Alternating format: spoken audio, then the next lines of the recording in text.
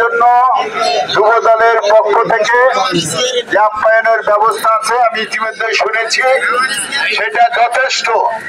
ইনশাল্লাহ কেউ বিশৃঙ্খলা না করে একসঙ্গে ধৈর্য ধরে সবাই নেবেন, সবাই পাবে। আমি ওইখানে রোদের ভিতরে একটি কথা বলতে ভুলে গিয়েছি। গতকাল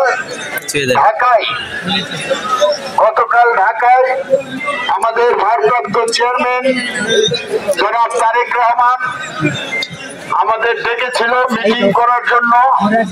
আমি শুধু সারমর্ম দিয়ে একটি কথা আপনাদের উদ্দেশ্যে বলতে চাই, যেটা রোদের কারণে মানুষ কষ্ট পাচ্ছে ওখানে বলি নাই। আমাদের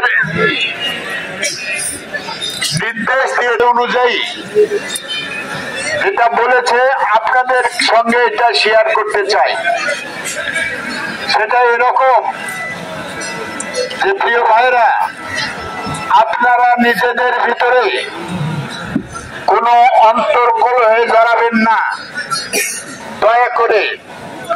আমি আমার জীবনে যত বক্তব্য শুনেছি, যত কথা বলেছি, গতকালের তারেক রহমানের যে বক্তব্য, আমরা যারা হাউজে ছিলাম সবাইকে তিনি অশ্রুসিক্ত বানিয়েছিলেন। কেউ প্রকাশ্যে কেঁদেছেন, কেউ গোপনে কেঁদেছেন। উনি এত আবেগ তাড়িত হয়ে দীর্ঘ 18 বছরের বর্ণনা দিয়েছেন, যেটা সামান্য কিছু আমি আপনাদের ওখানে বলেছি। কারণ আজকে যত কথাই বলেন যে ষড়যন্ত্র চলছে, এখান থেকে বেরিয়ে আসার একটি রাস্তা, আপনারা সবাই ঐক্যবদ্ধ থাকবেন এবং মানুষের পাশে থাকবেন।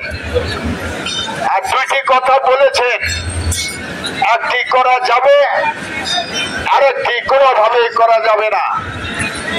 একটি করা যাবে, সেটা হলো ধানের শীষের প্রতীক নিয়ে যাকে উনি অতি সত্বর আপনাদের মাঝে পাঠাবে, তার সঙ্গে একজোট হয়ে সবাই ধানের শীষের পক্ষে কাজ করবেন।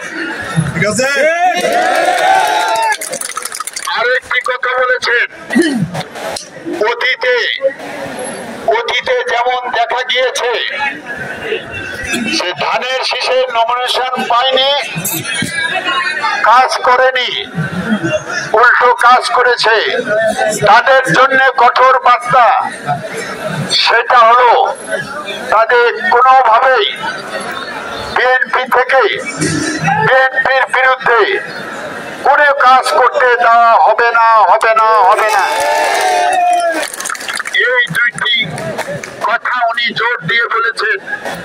উনি ওনার নিজের জীবনের কথা বলেছেন, তার জীবন থেকে 18 বছর কিভাবে হারিয়ে গিয়েছে। বিএনপি লোকের জীবন থেকে 18 বছর কেড়ে নিয়েছে। কত পরিবার নিঃস্ব হয়েছে, কত পরিবার ক্ষতিগ্রস্ত হয়েছে। যার জন্মদাত্রী মা, তিনি বৃদ্ধ বয়সে বারবার জেল কেটেছেন, তার ভাই মারা গিয়েছে। সবকিছু মিলে তিনি একটি আবেগ তাড়িত বক্তৃতা দিয়েছেন। তার প্রতি সম্মান রেখে, তার প্রতি আনুগত্য রেখে আমরা একজোট হয়ে একসঙ্গে ইনশাল্লাহ, অতীতেও ছিলাম এক হয়ে, এখনো আছি, আগামী দিনেও ইনশাল্লাহ আত্রাই বিএনপি এবং সকল অঙ্গ সহ সহযোগী সংগঠন এক জায়গায় থাকবো, একসঙ্গে থাকবো, কাজ করবো ইনশাল্লাহ।